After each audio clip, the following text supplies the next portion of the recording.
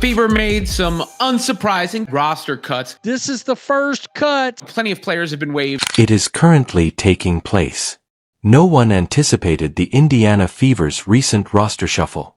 How tough it was going to be to make the roster. How a group of players were fighting for essentially one spot. Without a doubt, Caitlin Clark is the driving force behind these significant actions.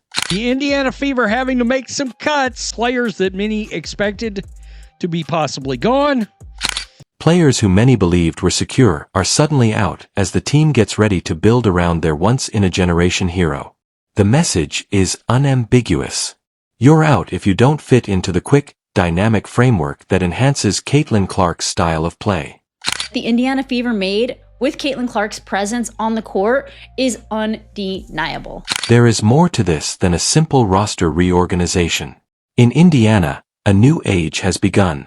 And to make that happen, the Fever are sending shockwaves through the WNBA.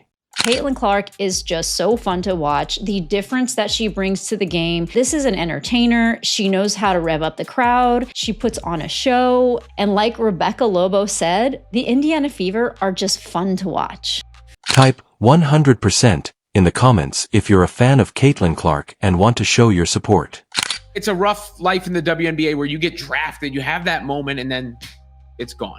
Let's discuss the recent significant upheaval that affected the Indiana Fever.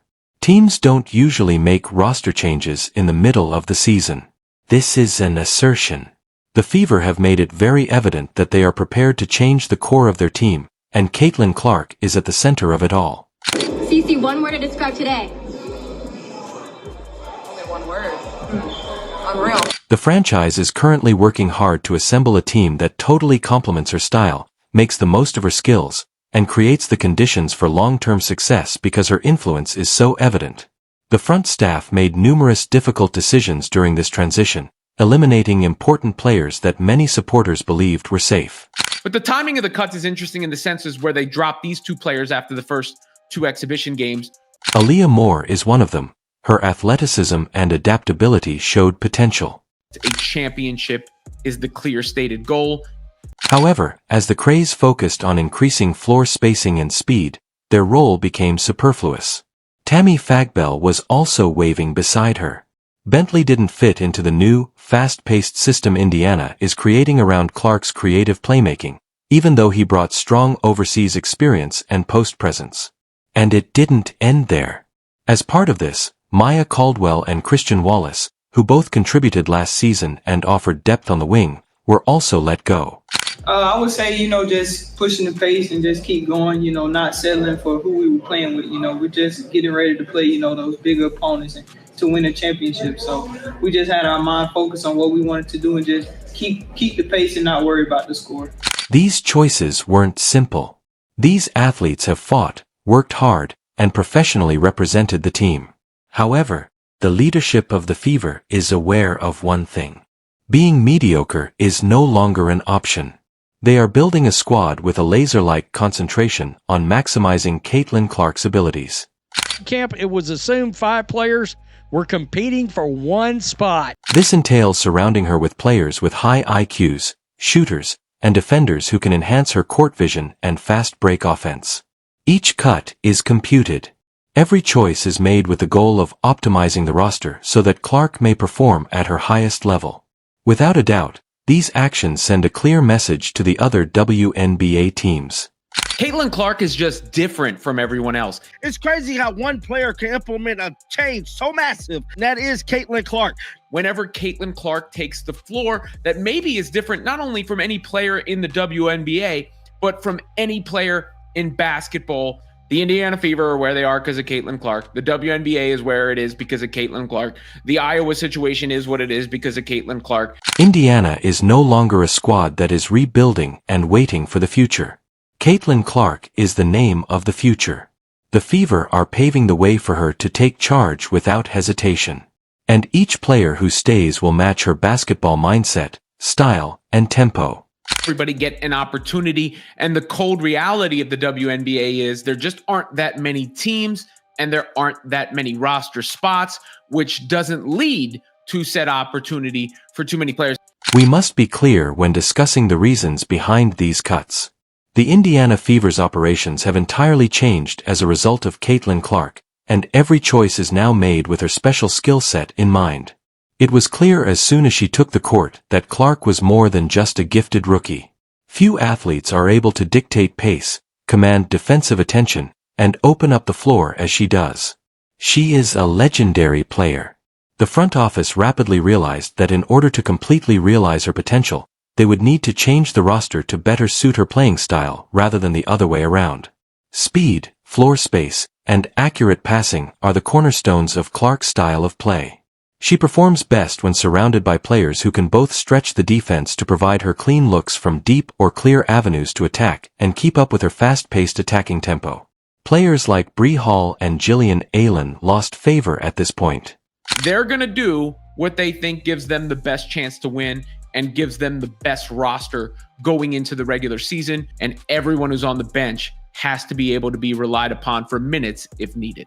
Although both had advantages, neither consistently showed the adaptability or chemistry required to succeed with Clark.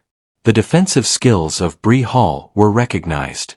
Indiana Fever made their first roster cuts of training camp Monday. Rookie Bree Hall, Jillian Elaine were waived by the team as it narrows down its opening day roster. Jillian Elaine, she's out. However, defense proved insufficient in the Fever's new strategy. She had to demonstrate that she could fit in with Clark's offense, which is designed to function smoothly, and she found it difficult to meet that expectation. Michaela Timpson, meantime, is a prime illustration of the type of player the Fever are now looking for. Bree Hall would have had to really stand out in order to make the team. I just thought she had a chance if she could show she was a great defensive player just because they didn't have that specific player. During camp and exhibitions, Timpson did more than merely post acceptable numbers. She aggressively showed that she could enhance Clark's performance. She was crucial because of her ability to make timely cuts, hit open shots, and rapidly rotate on defense. She was a perfect fit for Indiana's intended scheme, a strategy that enhances Caitlin Clark's playmaking prowess through rapid decision-making, off-ball movement, and high basketball IQ. The Fever made the decision after witnessing the chemistry develop in real time during scrimmages. They want additional guys who can help Clark advance, like Timpson. It's Michaela Timpson. My goodness, she looks like she has something, folks. She does. And I'm excited that she's part of the team. Not players who cause the game to lag. Additionally, this goes beyond individual performance. It's about building the best possible team. The Fever are aware that they have a unique chance. Clark is able to score from almost anywhere on the court, draw double teams, and make accurate passes. They are able to create an offensive strategy that overwhelms rivals. However, they need shooters who can spread the floor, bigs who can run in transition, and defenders who can switch fast in order to realize that vision. These days, every roster place is assessed using that perspective. The front desk isn't holding back. Wasting a year of Clark's rookie deal window is just not an option, thus they are cutting away anyone who doesn't fit the pattern. Without a doubt, Caitlin Clark is the driving force behind this renovation. Michaela Timpson was selected number 19 overall. Indiana is being forced by her skill set to think more broadly, act more quickly, and make more daring choices.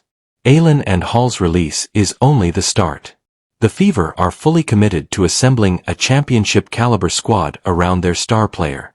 And that entails putting up a squad that reflects Clark's quickness, adaptability, and constant offensive pressure on each possession. These roster reductions are more than just business choices. They are an unmistakable indication that Indiana is prepared to reorganize the team around Caitlin. After making these audacious roster cutbacks and demonstrating their unwavering commitment to developing around Caitlin Clark, the Indiana Fever. Caitlin Clark breaking the record at $440 per average ticket to get into this game. That record was rebroken and increased to $670 per ticket. Couldn't help myself. Haters, read it and weep.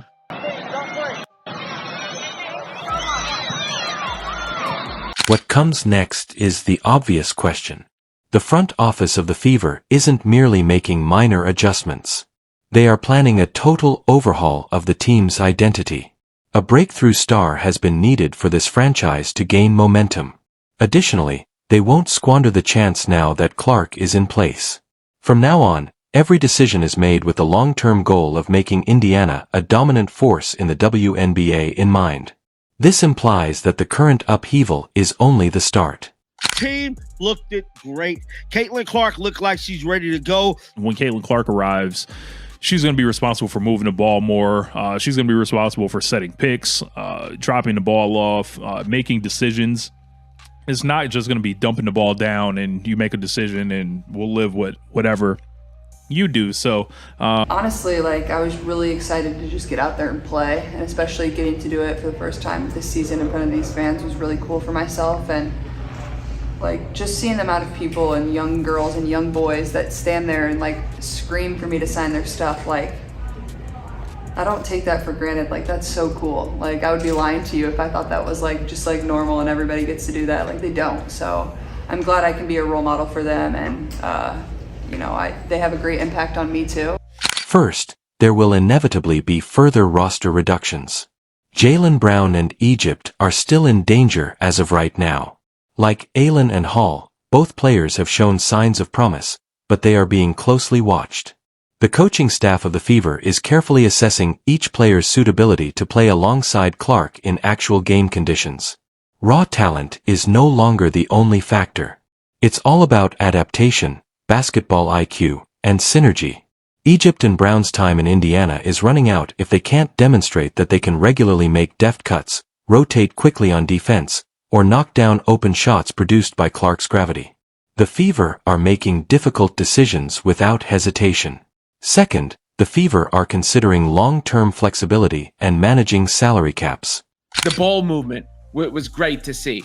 Who didn't want to see that the ball snapping around and the unselfish play? I think it bodes very, very well for the ceiling of this team. She broke her own damn record, hitting 36-foot-long three-pointers. She looked it sensational. This team looked it great. And I'm telling you right now, they just put the entire WNBA on notice. She put on a show. The deep logo three, that further than the logo really, that no one else is doing. The delicious dimes whenever Caitlin Clark takes the floor, that maybe is different not only from any player in the WNBA, but from any player in basketball. The front staff is aware that they must maintain cap space in order to make astute decisions in the future when they have a superstar like Clark. There is more to these cuts than just signing free veterans, making deals, or securing up-and-coming talent. They're clearing the decks for players who fit right now, as well as for financial flexibility to be used as the squad changes and Clark's influence increases. They don't want roster clogs or huge contracts to put them in handcuffs. Additionally, Indiana is probably going to target role players who can enhance Clark's abilities in free agency or upcoming drafts. Anticipate a shift toward the acquisition of top three-point shooters, versatile wings capable of guarding multiple positions, and big players capable of finishing on the fast break or stretching the floor. Salary cap is structured. The Fever are most likely making two more cuts. Most likely, which I would say that the players that are in the most danger are Ejim, who was the other draft pick, and the latest draft pick, and also Jaylen Brown. So this is what an actual crowd looks like. Chloe Peterson put this up. That is a sold-out arena. 14,998 people. That's all it could hold. They all showed up in Caitlin Clark's college arena.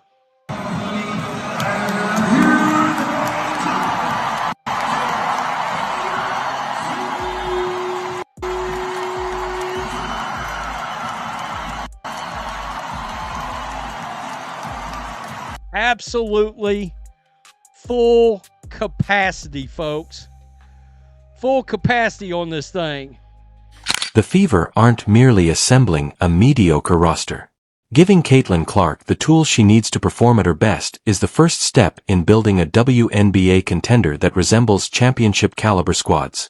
As Indiana actively searches the market for the ideal supporting cast, names may soon surface in trade rumors or late signings. In addition to the roster mechanics, The team's culture is changing. In addition to her talent, Caitlin Clark has a winning mindset, a fierce competitive spirit, and media appeal that alters how the Fever are perceived by both rivals and supporters.